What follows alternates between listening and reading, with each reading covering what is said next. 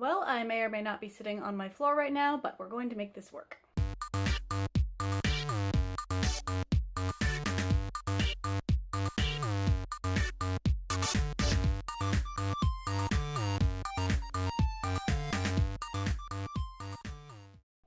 Hey WordNerds, happy Thursday! It feels like it's been forever since I've actually sat down and filmed something, so I am super excited about that. And since it is the circulation desk, which is one of my favorite topics to talk about with you guys, I'm going to dive into 3 things that I think everyone should know about self-publishing that you may not know already.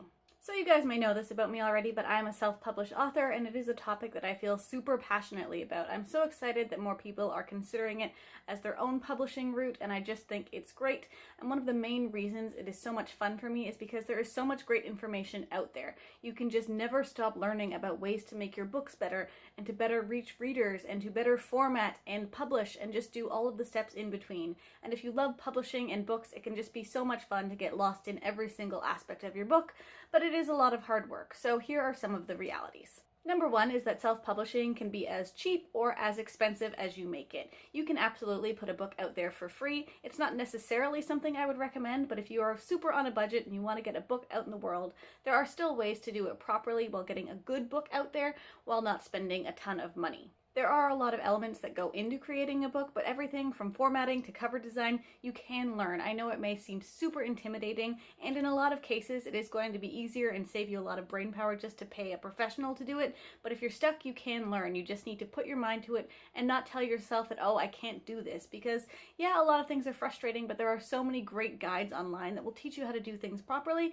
and then you don't have to pay somebody else to do those same things, which can be kind of awesome. Of course, when it comes to putting out a professional quality book, there's not going to be any substitute for hiring a professional editor who knows what they're doing to comb over your manuscript for typos and proofreading errors and to do line edits with you and developmental edits, but that can get really, really expensive, and there are ways around it if you absolutely have to go that route, because you can switch off with other authors and read over their manuscript in exchange for them reading over yours, and you can help each other make the best stories possible, pick out proofreading errors that you may not be able to see in your own books, and then hopefully spend as little money as possible. That's not necessarily to say that that is the route I would recommend, because when it comes to self-publishing, your best chance at success is going to be making your book as indistinguishable as possible from a traditionally published bestseller. Spending hundreds of dollars on a fantastic cover and getting all sorts of different levels of editing done by various professionals is going to increase your chances probably tenfold, maybe more, for having a successful book that can actually help support itself and pay for all of the money you invested in it.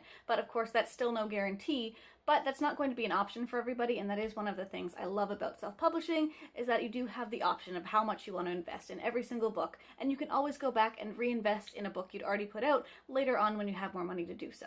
That being said, I'm well aware that there are tons of self-published authors who take the invest as little as you can right up front advice way too far, because their books just don't look as good as they could.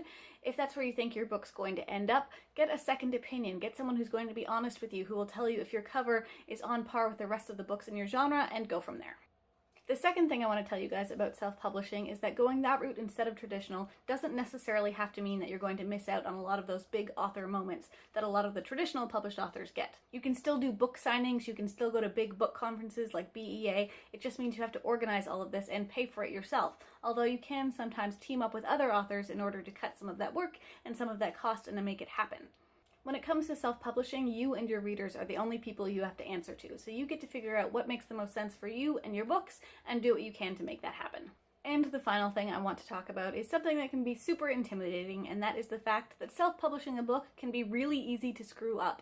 We all know that there are a lot of bad self-published books out there. Maybe the stories don't make sense, maybe there are typos everywhere, maybe the cover is so bad that people are making fun of it on blogs. Like I said, a lot of bad books. But the good news here is that by doing some research and doing things properly, it can be so easy to rise above those books and have something you can be really proud of. If you put in the work, do things properly, and take your time, you can end up with a book that you want to share with the world, that's going to bring readers to you and help you build a career. And I think that is just the coolest thing in the world. So that's it for me today. If you have any questions about self-publishing, let me know in the comments down below, and I will check those out, maybe make future videos about them. And of course, we hope we will be seeing you on Sunday for our next live chat, where we are talking about fan fiction, and that is going to be a lot of fun.